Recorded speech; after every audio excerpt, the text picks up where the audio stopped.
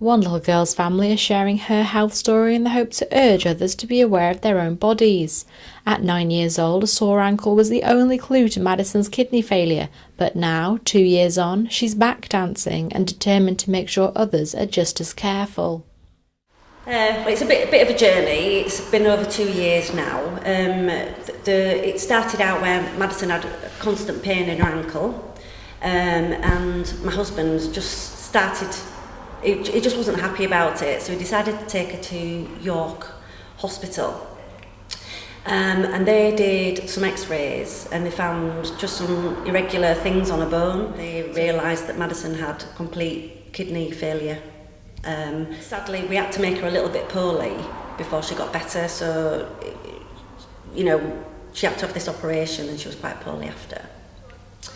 And then it was a matter of training us to be able to do the dialysis at home, and so then we went home and it's done on a night time, so Madison could live quite normally during the day, and then we had to hook her up on a night, and it was like a 12-hour system on a night was the dialysis. At 11 years old, Madison's friends can find it hard to understand, but learning about these difficulties helps make others more aware. Sometimes tricky depending on the person's personality, but loads of my friends, they're so sweet, so.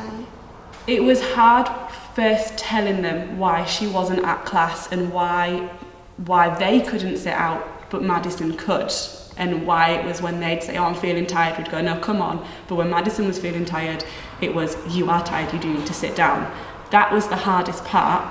Them understanding, because they were 9 or 10, they kind of could get what was going on. Without the early diagnosis and life-saving transplant, Madison would not be fit enough to enjoy dance. She's now been dancing for 8 years and plans to continue. So I love dancing and it's my passion. I would like to continue it forever, and the dances that I do are very inspiring to me. Yes, I had to stop for about 4 months, 5 months at least.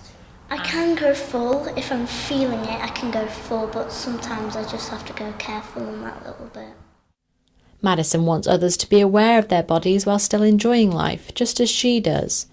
3,000 new patients are added to the kidney waiting list each month. I've had a lot of guilt because we didn't see it, but even the consultant said it's not something you would have seen. Maybe in the future she would have got more ill and it would have been more obvious. But myself and my husband, we have said if there's anything niggling you and you just don't think it seems right, just go to the GP or go to your doctor and just get it checked out, because hopefully it doesn't turn out anything nasty, but you should just get things checked out.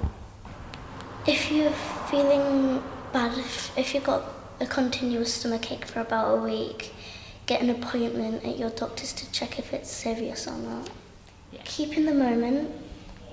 When you're happy, keep in the moment. If you're not happy, try meditating. Even if there's somewhere you can meditate, but if you're at school and you're in a test, and if you really want to meditate or something, try doing that whilst you're doing your test for just 2 minutes. Take a break and meditate, close your eyes. While Madison is getting ready to start secondary school, her priority still, and always will be, her health and her friends. Early diagnosis made a difference to this happy ending.